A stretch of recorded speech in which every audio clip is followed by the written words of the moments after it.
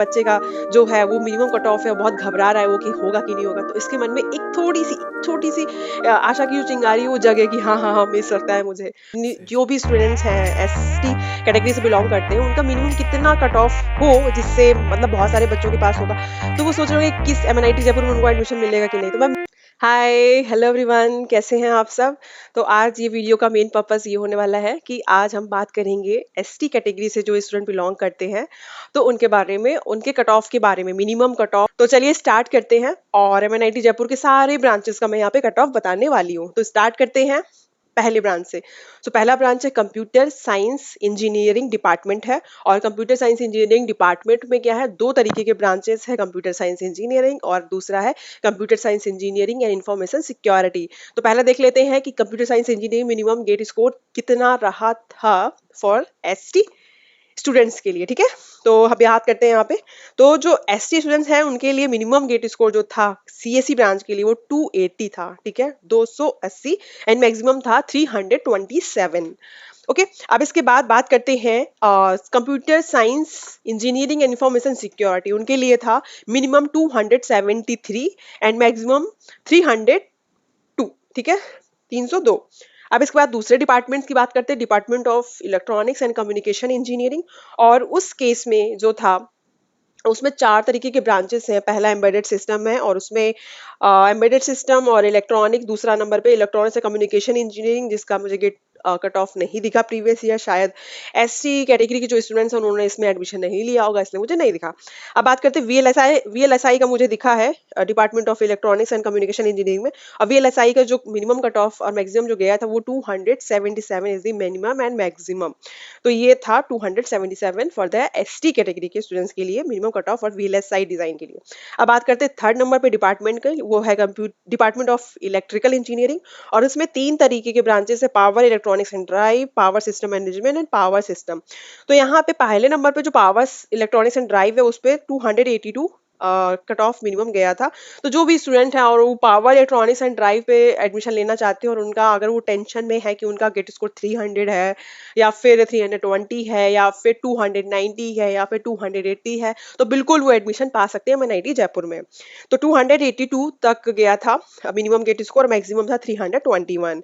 और power system में जो था वो 225 मिनिमम गेट स्कोर था और 250 is the maximum GATE score. Fourth number बात करते हैं डिपार्टमेंट ऑफ मैकेनिकल इंजीनियरिंग की। और इसमें चार तरीके के ब्रांचेस हैं।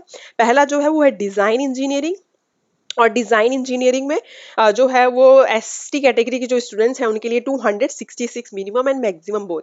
अब सेकंड नंबर पे इंडस्ट्रियल इंजीनियरिंग, और industrial engineering 276 is maximum and minimum and maximum both.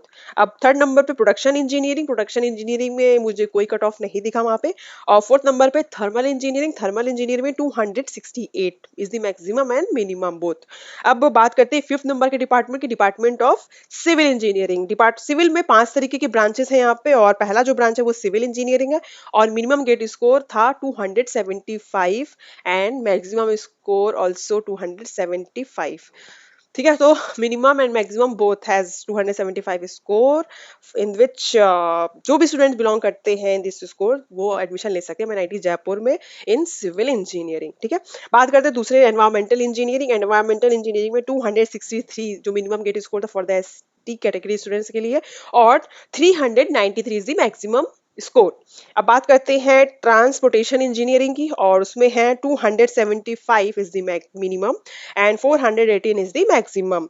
Structural engineering के लिए बात करते हैं 304 is the minimum and 460 is the maximum. And fifth number बात करते हैं वाटर रिसोर्स इंजीनियरिंग। इसमें है 248 is the minimum and 371 is the maximum.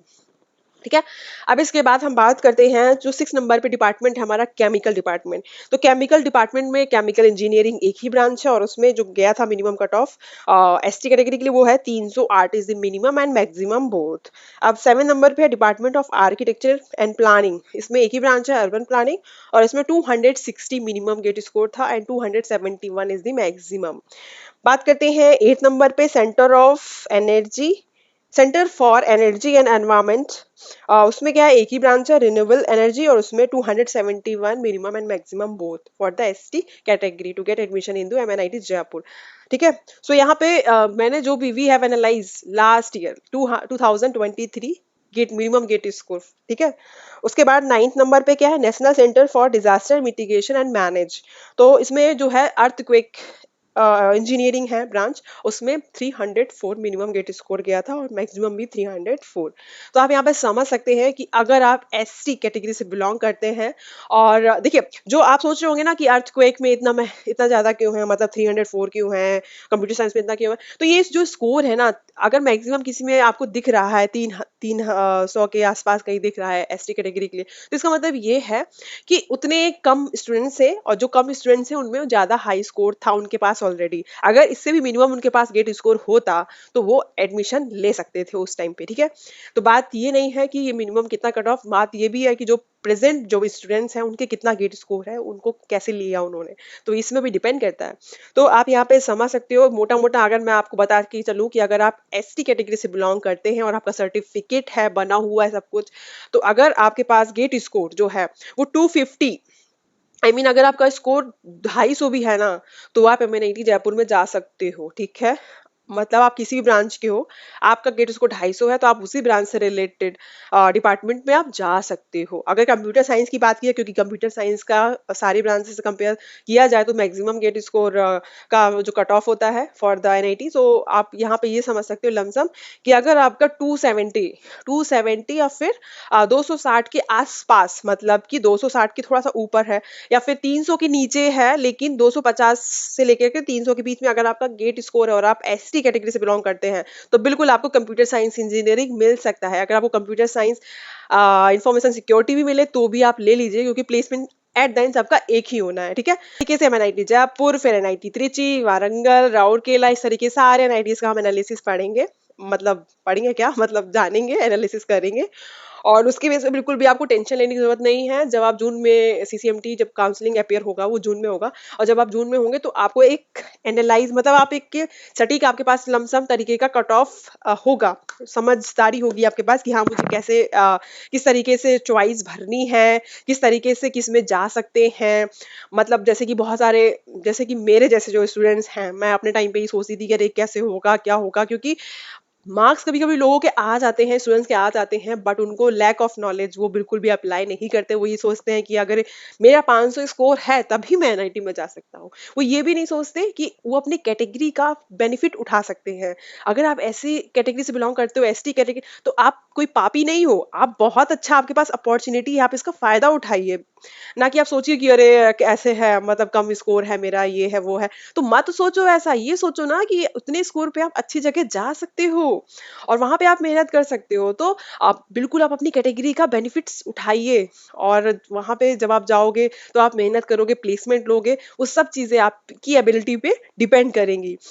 तो जरूरी ये भी नहीं है कि अगर आपके पास एबिलिटी है तभी आप वहां पे जाओ। एबिलिटी नहीं है तो भी जाओ, वहां जाके सीखोगे। बहुत से लोग हैं जो स्टूडेंट्स हैं जिनको कुछ नहीं आता, बट वहां एनआईटी में जाके लोग स्टूडेंट से, बच्चों से दोस्ती करके उन्होंने अच्छे से पढ़ाई की और डिस्कशन किया, टीचर से डिस्कस किया, इस तरीके से सीख सीख के, थोड़ा थोड़ा सीख सीख से, पूछ पूछ के बहुत सारी चीजें, बहुत अच्छा अच्छा प्लेसमेंट उन लोगों ने लिया है। तो जरूरी नहीं है कि अगर आपके पास एबिलिटी है तभी आप जाओ, नहीं है तो भी कोई घबराने की बात नहीं, क्योंकि करने से होगा। अगर आप करंट टाइम जो आपका चल रहा है उस पे आप मेहनत नहीं कर रहे हो, तो जरूरी नहीं है कि उसका रिजल्ट आए। तो इसीलिए आपको ये जरूरी नहीं है कि आपको प्रीवियस कितना आता था या फिर आपको आगे कितना आना है। आपको मैटर ये करता है कि आप अभी कितना कर रहे हो, ठीक है। तो लास्ट जो प्रीवियस हो गया वो तो हो गया, आगे आने वाला जो कल होगा वो देखा जाएगा, लेकिन अभी जो है उसको हमें अच्छे से करना है, तभी आने वाला कल अच्छा होगा।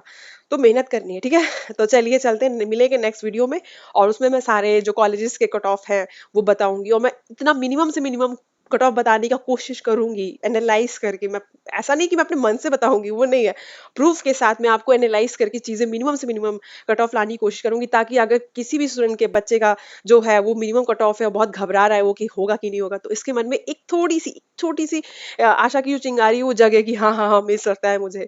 तो लक वाइज हो भी सकता है कि मिल जाए, ठीक है। तो कोशिश करते रहना है, बाकी तो भगवान की देना है कि वो दे रहा है कि नहीं दे रहा है, ठीक है। तो चलिए चलते हैं, मिलते हैं नेक्स्ट वीडियो में, तब तक के लिए टेक केयर, बाय बाय।